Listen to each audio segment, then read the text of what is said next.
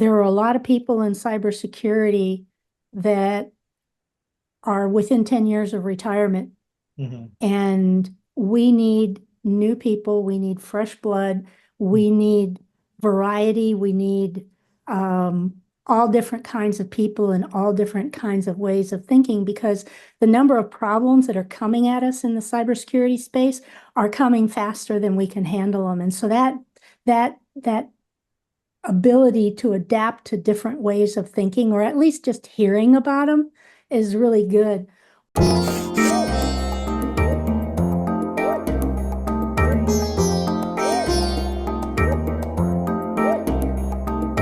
I'm fixating on something you said a little bit earlier with regards to zero trust, but I think it applies generally to security.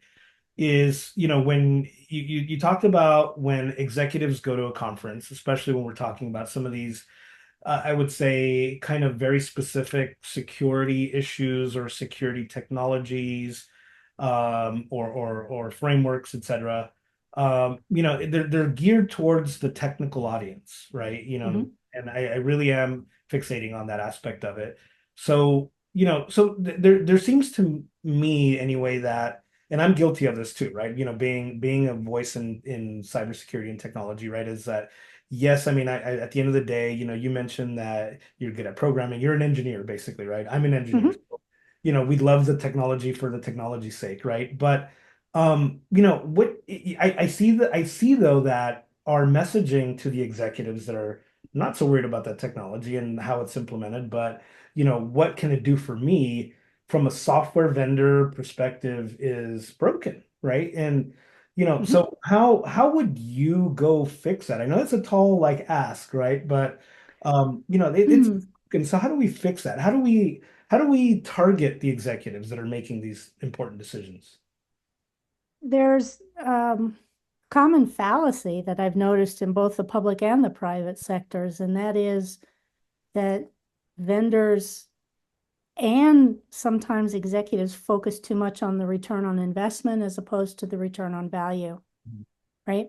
Right. So um, I always ask the kinds of questions as an executive when I'm in a meeting, first meeting with vendors that I'm most likely invited to come because I heard about them or whatever, and I wanted to learn more. So what they normally would present, and this goes for conferences as well as meetings at work, what they would normally present is, after they get through, this is what the company is and this is what the company does, this is the product, is tell me what I can achieve with the product. But what I can achieve is almost always focused on the investment. Yeah, we're expensive. It's going to cost you, $10 million a year. And here's what you get. You get all the, unlimited licensing, and you get maintenance and patching and all that hoo-ha. Mhm. But what is it going to do from a business standpoint? Is it going to do I have to invest in a lot of training? Right. And what is that going to look like? Do I need to change the way that I'm conducting my verticals in my different business areas because of a consequence of using this product? And what is that going to mean to me? Or what value is it going to bring? So I'll give you an example. When I was at the Department of Labor, one of the things that I worked on was re-implementing a particular software platform. And I didn't focus at all on the technology. I didn't focus on the fact that it was going to take so many $1 million to do. The way that I successfully sold it and got the budget for it is, we are going to be able to reduce X by 27% or more. We are going to be able to reduce Y by, 35% or more. And then after it was implemented, we did the statistical comparison and we beat all of our projections. Yeah. And so what that meant is nobody lost their job. Yeah. People got to focus on things that they never had time to focus on that were job related because they were doing everything in, spreadsheets or by hand or whatever. And it looking at things from what does it mean to me and my organization? What does it do for me from a business aspect is very meaningful. Yes, you're interested in your return on investment. You don't want it to take 7 to 10 years. Yeah. But if you can demonstrate in, a 2 to 3 year period that you're going to be able to increase job performance, increase revenue, safely do X or Y or Z, that to me as an executive, that was what I was most interested in the private sector and the public sector. What's the value of me investing in your product? And you can't calculate value unless you measure it, No. right? You measure and you collect the metrics behind it, right? Absolutely. We're going to switch gears a little bit. Now getting into career. So what's the thing, Michelle, that you're the most proud of that you've done in your career? Or things, it could be multiple, Uh, it could be plural. well, does it have to be career? No, no, absolutely not. Absolutely not. Um, you know, I, I've been blessed with more than a few successes in my career. I've accomplished more than a handful of firsts, and I'm really proud of that. I Mhm. couldn't have done it without the people that I worked with and the contractors that supported me and what my organization was doing. But I'll share a personal one because I learned a lot that I was able to apply to business from it. Mhm. And you may have heard about it because I posted briefly about it, excuse me, over Memorial Day weekend on LinkedIn. Um, excuse me. I posted, I think, last May. Mhm. My father was a young Army medic in World War II, and he landed at Omaha Beach in Mhm. France. Mhm. And his unit made its way to Paris and later on to Germany, and they freed at least one concentration camp. So he had quite an adventure, right? And his unit made its way to Paris, and it took a long time to do that because the Germans were entrenched in Normandy pretty well.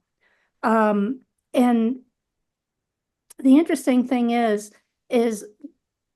I was always a World War II history buff, and he died in the late 90s of cancer, and he left all of his papers that he had kept Mhm. from his discharge papers to promotions and all that sort of stuff. Mhm. And he left them to me. And so after processing his death, I started going through all of this, and it was really interesting. And I then started talking to my uncle John, who my mother's brother. My mother was French, so he was French and lived in France, but we talked on the phone frequently. And I started asking him questions because my father never talked to the kids about it. It Mhm. was it was hard to talk about. But my uncle had fought in the war and been a prisoner of war, so the two of them had talked, and so my uncle felt that his obligation to respect what my father shared with him, he could now share with me because my father had passed. And so I learned all these wonderful things. And then I was filled with more questions. And um, when I was going through his papers, I found a bronze star Wow. with the oak leaf cluster on it, which means he was awarded the Bronze Star twice. Wow. And he had never spoken about that. So I was amazed. And I found a lot of papers with the names of people in his unit, in his platoon. And there was no, I mean, there was an internet back then, but there were no, uh, it was bulletin boards. Mhm. It was more than discussion forums and things like that. So I started getting on, World War II veteran bulletin boards, and I ended up finding um, two, three members. Two of them were in his platoon that were still alive, and they told me some stories about him, and it was really it was really kind of interesting to learn about these. Some of these things were really crazy fun, and some of them were crazy bad because it was a war, right? And one of the friends lived in West Virginia, so he invited me to come over and have dinner with him and his family, and I went. And he suggested that he said, he knew that my father had married a French woman and that there was family in France. He said, you should go back to France and you should retrace his bootsteps. Right. So I did. So I went to Paris, I rented a car, I headed up to Normandy. And what I learned from the French people and this whole trip that I spent a week just going from Normandy, retracing all of his steps to Paris, um, is I learned about gratitude. Mhm. The French people, even in 2003 when I went, are so gracious and they remember so much. Even the younger generations. And I'm not talking about World War II survivors, and there are fewer and fewer of them, but I learned about gratitude. I learned about resilience. I mean, there were people that had lost everything. I learned about adaptability. I learned about risk taking, um, camaraderie, discipline. The things that they had to do to survive occupation were unbelievable. And so I brought that back, and then, fast forward a couple of years, then I start taking these leadership positions, and I'm thinking about the things that I learned and how they apply to work and business, risk taking, adaptability, discipline, and those kinds of things. So um, I'm very proud of how I applied these lessons, Mhm. but the actual learning of the lessons was the true adventure, and it was a trip of a lifetime. That is such an awesome, inspiring story. I love it. And it fits very nicely with my next question that I'm about to ask you. And that's about giving advice to somebody who is wanting to get into cybersecurity, technology even, or even somebody who's aspiring. They're already working in Mhm. role, and they want to become a CISO, when they grow up. What advice would you give that person? So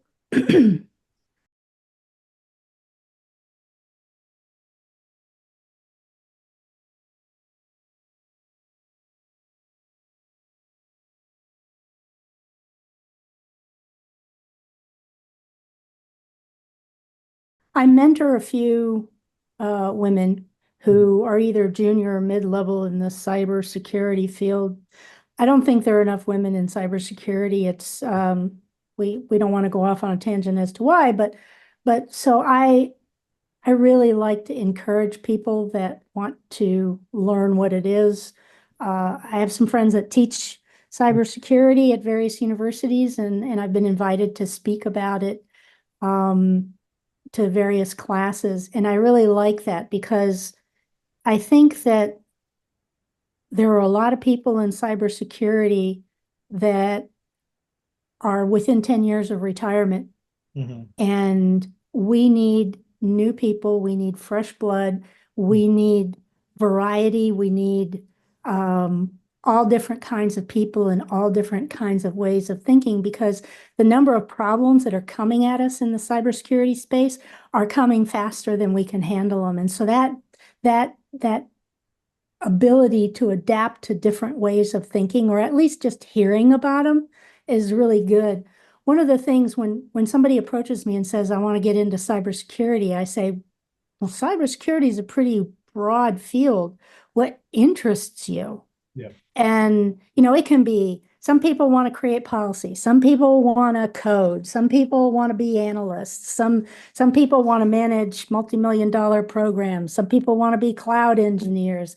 And so when I ask them what they want to get into, mostly, especially people in college, I get these blank stares like, uh, I didn't know there was that much to cybersecurity. And so if they want to know a little more, I'll talk about it a little more to them. But it's anybody can get into it, whether they have a disability, whether they're a veteran, whether they're male, female, whatever, anybody can get into it. It's also not age dependent, right? It has to do with your ability and your desire to learn. And if somebody's coming into it new, it can be a challenge for anybody. If you're really a detailed kind of person, maybe analysis is more interesting to you. But if you want to boss people around and tell them what to do, maybe it's policy, right? Right. If if you Right. want to learn Python, maybe it's coding. Right. So, one of the things I like to do is probe. And then there's support and mentorship, especially for women and young people just coming into it. And so I encourage them. There are lots of organizations on Facebook, on LinkedIn, and other kinds of media where you can join and get a support group. There are organizations specifically for women in cyber. There are organizations specifically for coders, for example. And so I try to keep up on the latest of what's out there and what's available so that I can share it with people and they can choose what works best for them, because what works for John may not work for Mary, right? And so, I live in Maryland, so I've kind of gotten involved in some of the local organizations. There's one called the Cybersecurity Association of Maryland, and they have a focus on learning and training and helping young people get into cyber, but they do a lot of other things. Then there's all the different ISACs. So you don't have to jump in with both feet, but you can kind of trickle your way in and learn that way, because you may not know initially what you want to get into.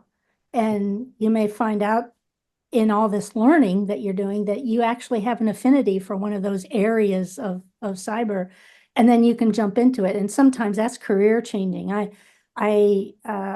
hired a guy when I was working at USDA who was on the spectrum, and he was a SOC analyst. He was great at it because he was very detail oriented and focused. But that job, after a year, served to open up his perspective of what's out there and opened up his personality to talking more and listening more and paying attention. And as a result, he was able to get different kinds of jobs.